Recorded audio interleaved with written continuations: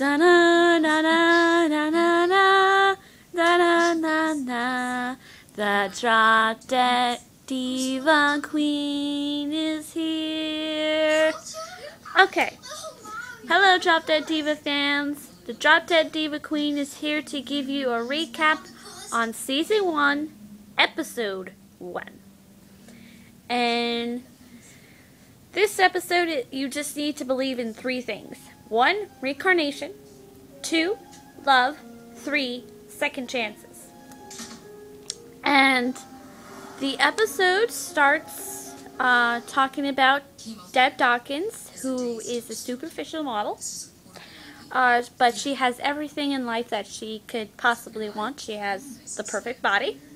She has the perfect boyfriend who could become her future husband. And they're living together in California, and she's preparing for her dream job, which is becoming a Price is Right model, which I kind of had a secret little dream of my own too that could possibly happen, but look at me. Anyway, that's a totally different rant there. Anyway, so she practices for, displaying the prizes, and she starts getting weary about her looks, even though she looks like a 10. She's worried about her knees. She's worried about the outfit that she's wearing, and Grayson, her boyfriend, consoles her, says, "You look fine, you're perfect, you're gonna knock those other models down," which is sweet. And she puts on her lucky nail polish, which is like a bluish kind of sparkle nail polish on her pinky, which is like a good luck charm for her. And she kisses her boyfriend goodbye, and she ends up going off. Then it goes to Jane, who is a lawyer that works at Harrison Parker. She's like more like me, I guess. She's like very into her work. She's very focused. She's very determined on getting what she wants. She is kind of like, the alter ego of Deb. She wants what she wants. She wants to be determined, but she thinks in order to get that, she has to work hard. She has to be quiet and, not really stand out, but stand out because of her intelligence, which is a really good thing. But then again, you also need to speak up for yourself. And it's amazing how these two women are so different, and one single moment that could all change, and these two women could collide together. So, yeah, the Jane part just really talks about her work life, and then her social life, how it's totally, non-existent.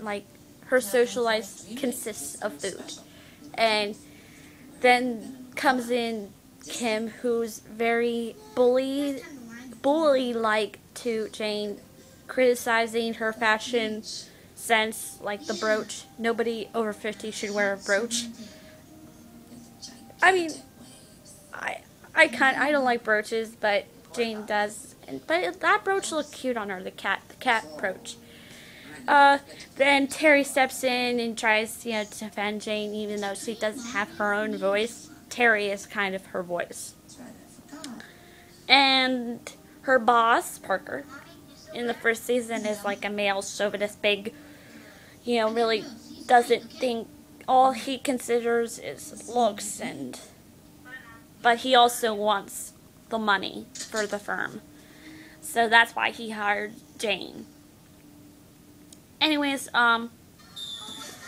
then after explaining what Jane's life is like, it goes back to Deb, who's in the car doing her makeup, and talking on the cell phone at the same time. And that's just me. And she's talking on the phone with her best friend Stacy.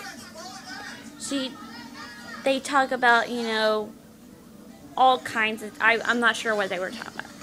Anyways, she gets so sidetracked that she doesn't see the big orange truck, a big truck with oranges in the back, and she crashes into it and dies, and ends up going to heaven. And and it's like it's like a mall full of angels.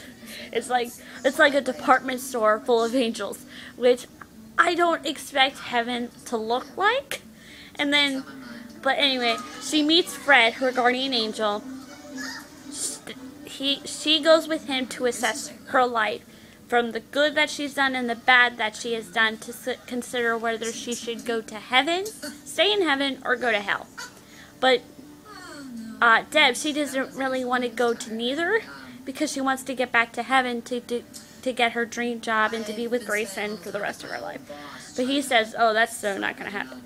And then he finds out that her life isn't, it's like in the middle. It's like she never done any good, but she never done any bad either. So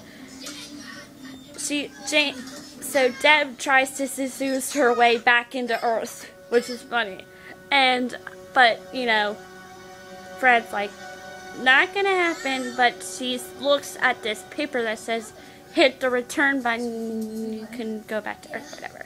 So she hits that, and then it goes to Jane, who gets shot because this guy comes in with a gun trying to shoot her boss, and she accidentally trips. The guy freaks out and he shoots her, and she's in the hospital. They try to revive her, but Deb's soul goes into Jane's body, reviving her. And when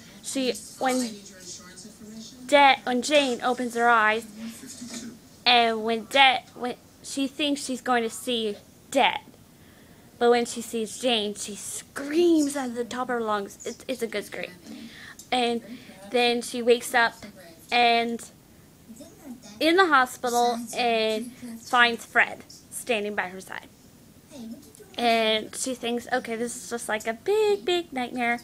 And Fred says, no, you're not. You are Jane now, not Deb. You have Jane's brains. You can never tell who you are.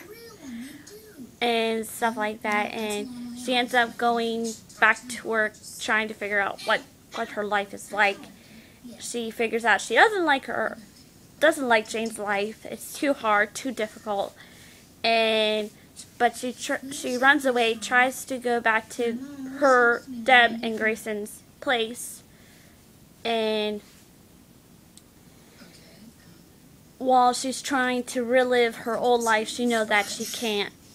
And then she sees Grayson come in their bedroom, all broken-hearted. And it's too much for her that she ends up sneaking out. And so she tries to...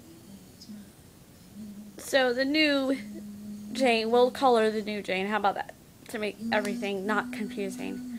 The new Jane ends up reliving the life that she is now having, which is being a lawyer, being smart, which I'm happy that the new Jane has the old Jane's intelligence, because I don't think the new Jane would be good at lawyering if she had Deb's brains, if you know what I mean.